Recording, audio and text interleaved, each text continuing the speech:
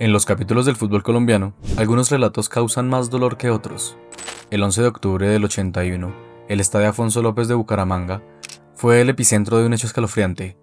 La alegría excesiva y una decisión arbitral causaron el terror que nadie esperaba en este lugar.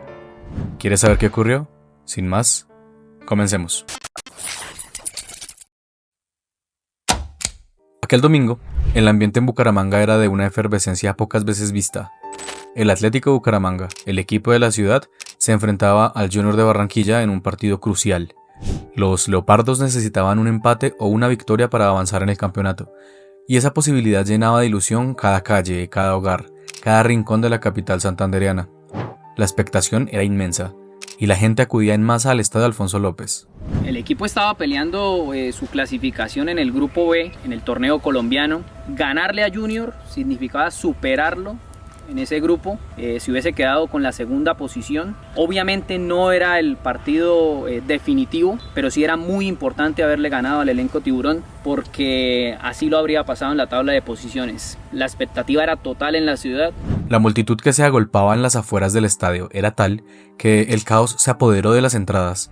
La policía, sin abasto para contener la marea humana, tomó una decisión fatal: abrir las puertas de par en par, permitiendo el ingreso incluso a quienes no tenían boleta. El estadio, ya de por sí lleno, se sobrecargó, y con la gente entraron también numerosas botellas de licor. Nelson Suárez, quien trabajaba como vigilante en esa época, corroboró esta situación. Los espectadores entraron a las tribunas del estadio eufóricos y con botellas de licor, esperando el encuentro que decidiría si su equipo del alma lograría disputar la final del fútbol profesional colombiano. Este cóctel explosivo de emociones, hacinamiento y alcohol estaba listo para desatar la tragedia. Como se sabe, Bucaramanga casi nunca clasifica a finales y esa era una gran oportunidad, y sí, mucha gente entró al estadio porque no había control, mucha gente entró al estadio alicorada, y bueno, no sé si eso fue un detonante o fue de pronto la irresponsabilidad de quienes tenían a cargo la seguridad del estadio. Cuando el partido dio inicio, la tensión en el campo de juego era un fiel reflejo de lo que se vivía en las gradas.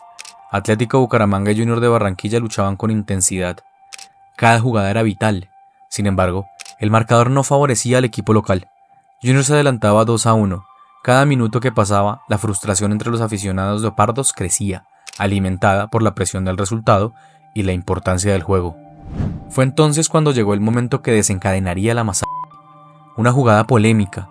El árbitro, Eduardo Peña, en una decisión que desató la furia contenida de la hinchada, no pitó un penalti a favor de Bucaramanga. La indignación fue inmediata y masiva. Los abucheos se convirtieron en una explosión de rabia y de impotencia. La afición, sintiéndose agraviada y traicionada, invadió el campo de juego. La situación se salió de control rápidamente, pasando de la frustración a un disturbio inmanejable.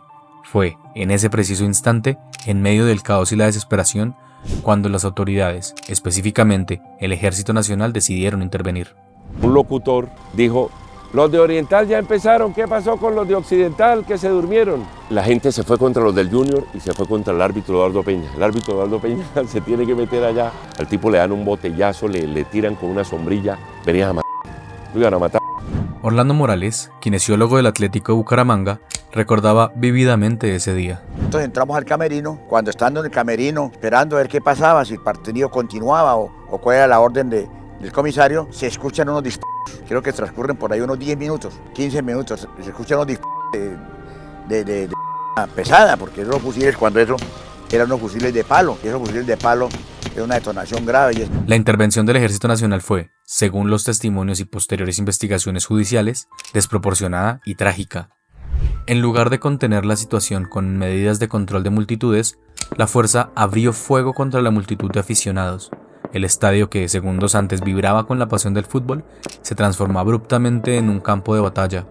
El sonido de los cánticos fue reemplazado por gritos de pánico y el estruendo de los disparos. Las balas del ejército impactaron contra los propios aficionados del Atlético Bucaramanga. El césped verde del Alfonso López se tiñó de rojo con la sangre de los heridos y los muertos. Familias enteras que habían llegado con la ilusión de ver a su equipo corrían despavoridas buscando cualquier salida para salvar sus vidas. Manuel Murillo revivió ese momento de horror. Corrí angustiado con mi familia buscando una salida en las graderías de la tribuna occidental. El miedo era paralizante. Recuerdo el pasto pintado de rojo. Fue la mayor tragedia que he vivido. Los informes oficiales reportaron la muerte de al menos 4 personas: José Martínez Roballo, Luis Fernando Ortegón Ariza, Leonel Cala Suárez y un NN. Sin embargo, en el clamor popular y las crónicas de la época, muchos testigos aseguraron que la cifra real de fallecidos y heridos fue mucho mayor. Más de 30 personas resultaron heridas por las balas del ejército, algunas con secuelas permanentes. A ojo de buen cubero, yo creo que para mí hubieron más de 12 muertos, 12, 15 muertos. Lo que pasó es que recogieron los cadáveres, llevaron los heridos a distintas clínicas, hospitales, y la misma autoridad, el mismo ejército no permitió que la prensa tuviera acceso a eso. La masacre del 11 de octubre de 1981 dejó una huella indeleble, tanto para los bumangueses como para el fútbol en general. Este evento expuso de manera cruda la fragilidad de la seguridad en los estadios del país y las terribles consecuencias del abuso de la fuerza pública. La sociedad clamaba por respuestas y responsabilidades. Años después, la justicia se pronunciaría sobre estos hechos. La rama judicial del poder público, a través de sus fallos, determinó que la imprudencia del ejército al utilizar armas de fuego en un estadio de fútbol, disparar contra el público, constituyó una falla del servicio.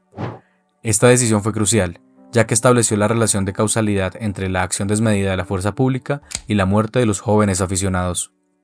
Un caso paradigmático fue el de Luis Fernando Ortegón Ariza, estudiante de Derecho, cuya muerte fue objeto de una investigación judicial. La Corte confirmó que Ortegón Ariza falleció a causa de 5 heridas de bala y su deceso fue producido por heridas con arma de fuego, 5 en total, según consta en el acta de diligencia de levantamiento del cadáver y en la copia de diligencia de la necropsia. La sentencia concluyó: la importancia del ejército en utilizar armas de fuego en un estadio de fútbol con el agravante de haber disparado contra el público constituye falla del servicio. Este fallo fue un paso importante para las familias de las víctimas al reconocer la responsabilidad del Estado en la tragedia. Sin embargo, la herida emocional persistió y la búsqueda de una verdad completa y una reparación integral sigue siendo un anhelo para muchos. Cuando están disparando, entran unas personas y me dicen que un médico, que por qué no colaboramos, que hay unos heridos. Y yo salgo y voy a la tribuna. Y lo primero es que voy a la tribuna de Sol, que me dicen que allá había un herido. Pero cuando yo llego, no, hay una persona con una perforación en el pecho inmensa. Entonces me dicen que hay otro en la tribuna de Norte. Yo voy a Norte, esa persona ya estaba agonizando. Yo inmediatamente también entro en pánico y me regreso al camerino. Y le digo a los jugadores lo que estaba pasando. El fútbol, el deporte rey, tiene el poder de unir multitudes, generar emociones inigualables y construir identidades colectivas. Es un espacio de alegría, de catarsis, donde miles de personas pueden vibrar al unísono con un gol, una jugada o una victoria. Esta pasión es, sin duda, el motor que mueve el deporte y atrae a millones de aficionados en todo el mundo. Sin embargo, precisamente en esa intensidad radica también su vulnerabilidad. Cuando la pasión se desborda en fanatismo, cuando la rivalidad se convierte en agresión, o cuando las respuestas de seguridad son desproporcionadas, los estadios pueden transformarse de templos deportivos en escenarios del caos y el dolor. La tragedia de Bucaramanga no fue un hecho aislado, como se ha visto en otras latitudes con tragedias como la de Hillsborough, Heysel o el Estadio Nacional de Lima. La falta de planeación, el hacinamiento, la infraestructura deficiente y la mala gestión de las autoridades pueden tener consecuencias devastadoras. El riesgo inherente a estas concentraciones masivas radica en la dificultad de controlar emociones colectivas y en la necesidad imperante de protocolos de seguridad robustos y humanitarios. La prevención es fundamental, desde la correcta venta de boletería y el control de ingreso, hasta la capacitación de las fuerzas del orden para manejar disturbios sin recurrir a la violencia letal. La historia nos ha enseñado que el uso de armas de fuego en un estadio, como lo ocurrido en Bucaramanga, es una medida inaceptable que solo agrava la situación y multiplica las víctimas. Cuando me tiré al piso al ratico sentí como un juguetazo con un látigo al rojo vivo, siente uno el juguetazo y lo estremece pie a cabeza. Y ahí fue cuando, por ejemplo, ahí siguió sonando tiros y todo, y yo al voltearme así me caí 2 gradas. ¿Por qué? Porque cuando terminó la balacera y todo eso, subió un soldado con un fusil así y con esa rabia en la cara. Exactamente me dijo: sí, ve, gran hijo, ¿para qué ponen a joder? Y le vi con ganas de pegarme el otro. ¿Qué hice yo? Agachar la cabeza. Hoy, a más de 40 años, el recuerdo de aquella tarde en el Alfonso López persiste.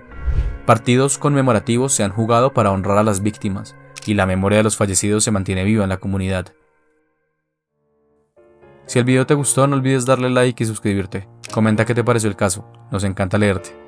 Feliz noche.